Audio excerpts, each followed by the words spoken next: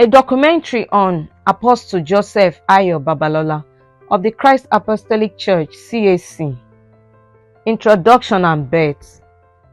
From April 25, 1904 to July 26, 1959 lived a dark-skinned, tall and muscular man of heavily built frame with tribal marks. A prayer legend. I read that the shortest time he ever prayed was between 3 to 4 hours. Most times he wore cassock with a piece of silver staff, Bible on left hand and a bell on the right hand. He was the first general evangelist of Christ Apostolic Church, CAC, worldwide. This spiritual artillery in human form was the late Apostle Joseph Ayo Babalola. It has always been said that Apostle Babalola of blessed memory was born at Odoa, the present-day Ekiti local government area of Kwara State, to Pa David Lawani Rotimi and Madam Martha Talabi Rotimi.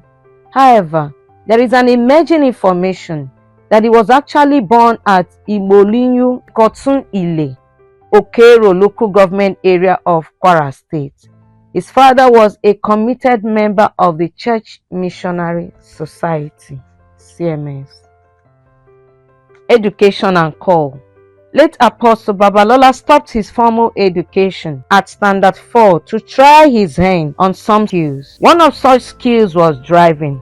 History has it that it took him 15 days to learn how to drive the Caterpillar without assistance. Thereafter, he secured employment with the Public Works Department (PWD) as a steamroller driver.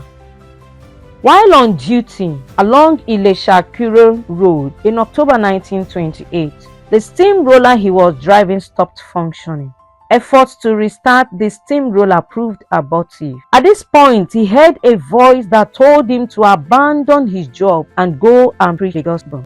The voice warned him that if he did not stop his job and go and preach, he would die. The voice repeatedly spoke to him for several days, but he ignored it. Meanwhile, some sources have it that after the steamroller stopped functioning, Apostle Babalola pushed it off the road single-handedly. What a great man he was. Later, he put up his resignation. Apostle Babalola, speaking in The Mantle of an Apostle, a book by Moses Oludele Idowu, stated, quote, "As I was entering my house, the voice called out again, telling me to fast for 6 days and pray 120 times, and I did."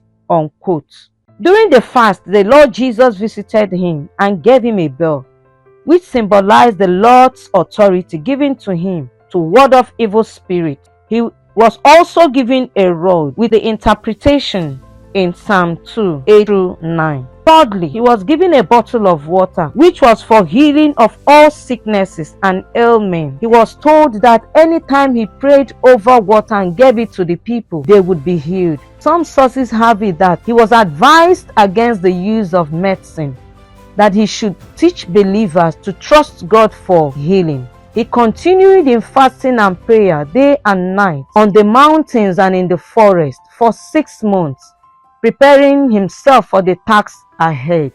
It should be noted that though Apostle Babalola got the call in 1928, he never ventured into the work until 1930. Back to his Jerusalem. In his early ministry, God commanded him to go to Ilofa, his hometown, to warn the people against idolatry and works of darkness. According to Austin Okachi in his book, The Best Is Yet to Come, Pentecostal and Charismatic Revivals in Nigeria from 1914 to 1990s, quote, "He entered the town on a market day in a very strange manner, reminiscent of an Old Testament prophet. He was naked, covered with palm fronds, and had a bell in his hand, which he rang to awaken and raise an alarm to the people. When he arrived in the town, he got a very hostile reception. He was mistaken as mad by many people who saw him. At Ilofa, he preached all over the town and warned the people of an impending attack from a wild beast unless they repented. He was arrested for raising false alarm and sent to the colonial district officer, who remanded him in custody. He was subsequently released without being charged to any court. Not long after, an epidemic of smallpox broke out in the town. It was then people understood what the prophets meant by wild beast that was to ravage the town. Meanwhile, in an attempt by the people of Ilofa to get rid of Babalola, a juju priest was engaged to cast a spell on him. The juju priest tried but failed to eliminate him. The juju priest told the community that no one could eliminate the prophet, only God could, unquote. A source has it that 300 persons died within 3 weeks in Ilofa. Some other sources added that as he went out to preach on the second day, he saw a white snake with feathers, with its mouth opened against him, and was coming towards him. Just before the snake could hit him, an angel came and destroyed the snake with a sword. Contact with Faith Tabernacle and Okoye Revival.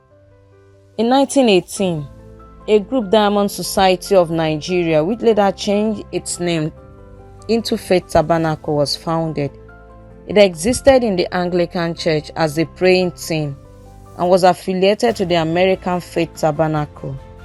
Having heard so much of Apostle Babalola's divine encounter, members of the Faith Tabernacle decided to invite him over to Lagos to get first-hand account of his divine encounter from him. This was in 1929. With the mammoth crowd in attendance, Apostle Babalola spoke for more than 6 hours, giving detailed accounts of his life, call and ministry. The sick were also brought to him and they all got their healing. Before then, the leaders of Faith Tabernacle had been praying for God to raise a mighty revivalist in their midst. So, to them, the emergence of Apostle Joseph Ayo Babalola was an answer to their prayer. Months later, Apostle Babalola decided to return to Lagos to see the brethren at Faith Tabernacle, so as to acquaint himself with the doctrines of the church. However, rather than allowing him to come over to Lagos, the brethren advised him to wait for them at Ilesha. They also wanted to seize the opportunity to take him to the members of the congregation at Ilesha to introduce him there, and eventually take him to the brethren at Ijebu-Ode for similar introduction. The proposed Faith Tabernacle meeting was meant to resolve doctrinal issues like the matter of polygamy and use of medication for healing that have crept up in the formations of Faith Tabernacle. This meeting was held on July 9 and 10, 1930 in the Fellowship Hall on Okoye Street. History recorded that they were on the second item, divine healing and matters relating to it, when something unusual happened. A voice of lamentation and sobbing was heard beside the building where the meeting was being held. A 10-year-old boy just died on the farm, and his corpse was being taken home by relatives and sympathizers. When Apostle Babalola, who was kept in a different room while the deliberations were on, heard the cry, his spirit was moved and he came out from the venue of the meeting, demanding that the corpse be brought. In his usual manner, he rang his bell and prayed for the boy. The dead boy came back to life. The news of this initial miracle spread like wildfire. As observed by Okachi, about 200 sick persons got their healing within the first week. By the third week, it was the healing of 100 lepers, 60 blind and 50 lame and crippled persons. This time, the venue of the revival was shifted to the outskirts of the town. The healing revival at Okoye, which seemed to have lasted from July 9th to the end of September 1930, witnessed the healing of diverse ailments, including a woman carrying a mysterious 14-year-old pregnancy. Average daily attendance ranged from 2,000 to 40,000 during the peak period. Hospitals and clinics were depopulated as men and women trooped out to seek divine healing from Apostle Babalola. Okoye, therefore, became a place where people came to contact power and got back to their bases. In one of Apostle Babalola's visits to Offa, which should be in the present-day Kwara State, his miraculous healing of the lepers caused so much stir that the children of the bondwoman, out of jealousy, incited the traditional ruler to tell the apostle to leave their town. To avoid controversy, he left without pronouncing blessing on the city. From that point, rain never dropped on the soil. Rain would only fall in surrounding villages, but not in Offa or on their farm, like what happened in the Book of Kings. The traditional ruler raised a search team to look for Apostle Babalola. They begged him to come back to the town. He came and held a revival program in the town. After this, he prayed for the city that the heavens be opened. He also enjoined the traditional ruler to quickly hurry home before the rain stopped him. True to his words, the rain came down heavily. The spark of revival also gutted Efon Alaye. Efon Alaye is in Ekiti land. Some people from Efon, who had already been to Elisha, invited the apostle to their community to hold revival meetings. However, the Anglican catechist refused to give him room to minister, but the chief of the town gave him an open space near the palace to hold his crusade.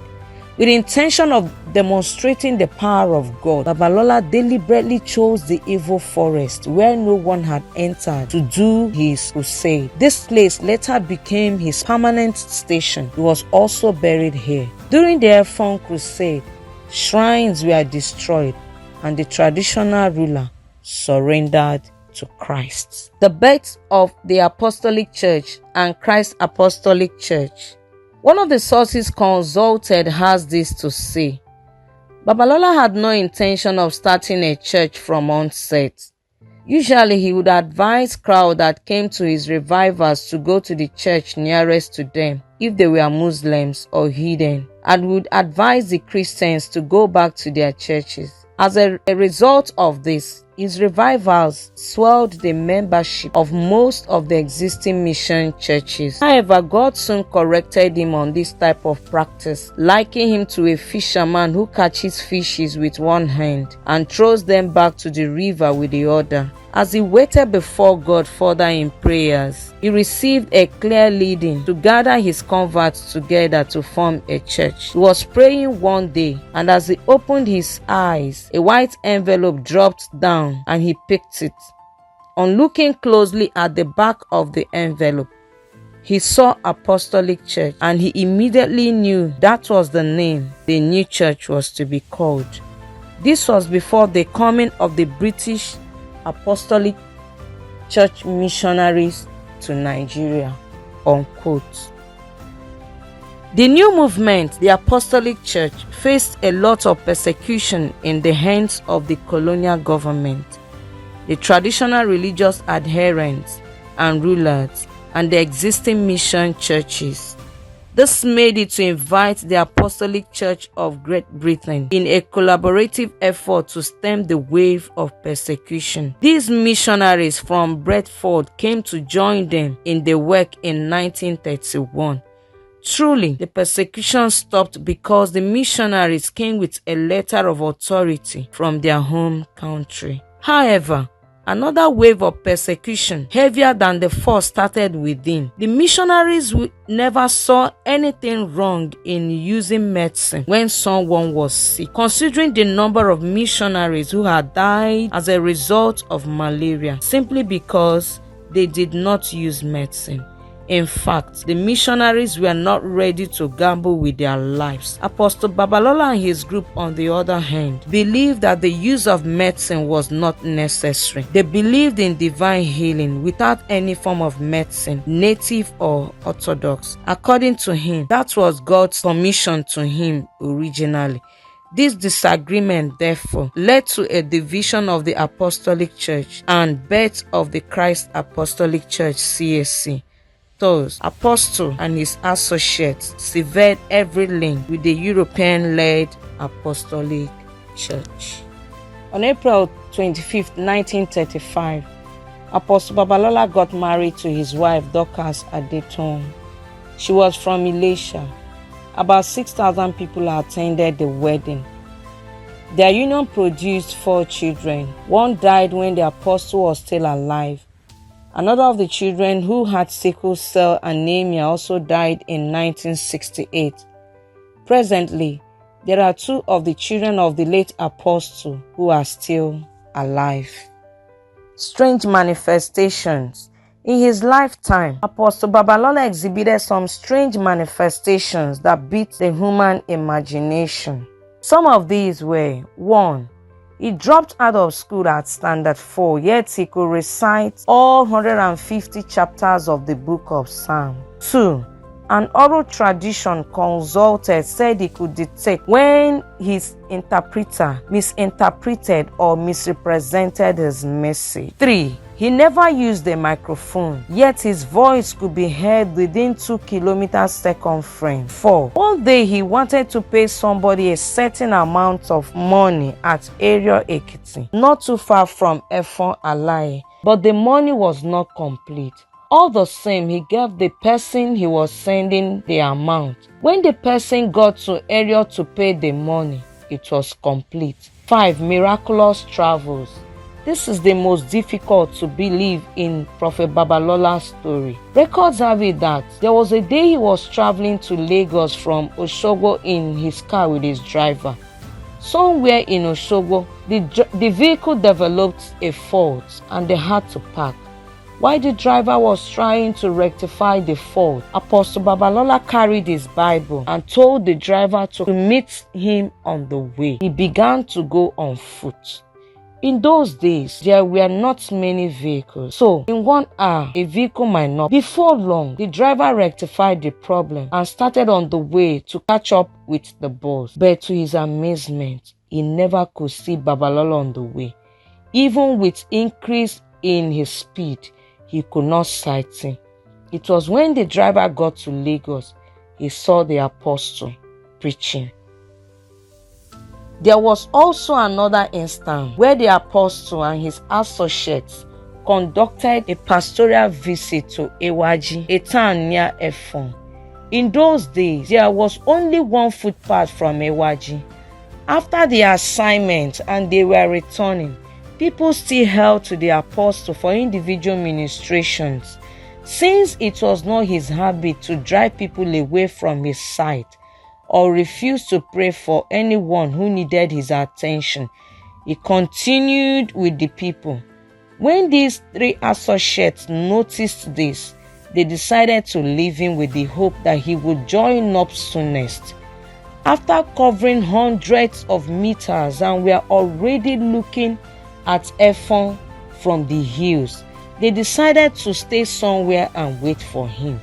At this point, one of them looked in front at the foot of the hill and saw Babalola already in front.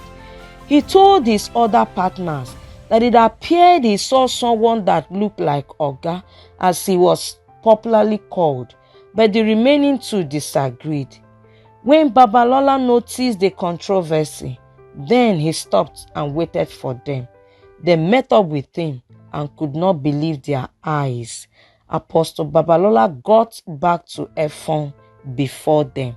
There was yet another case where he made a mysterious journey to Egbe from Odowa one early morning.